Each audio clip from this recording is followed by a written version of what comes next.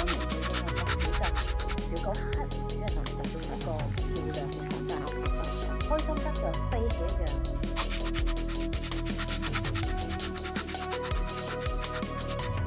我想飲杯咖啡，黑黑，你在這裏待一會兒吧。主人手機突然響起，表情變得嚴肅。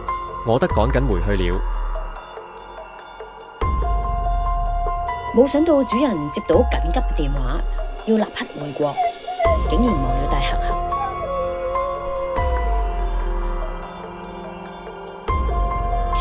黑。夜晚大雨傾盆，黑黑獨自在街頭，還受了傷，孤零零的好無助。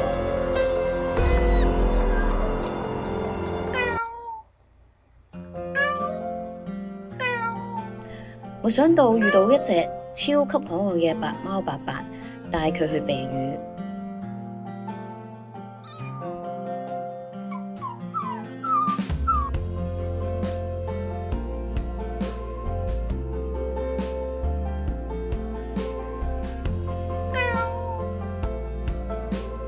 伯伯領着黑黑到一間溫馨嘅小屋，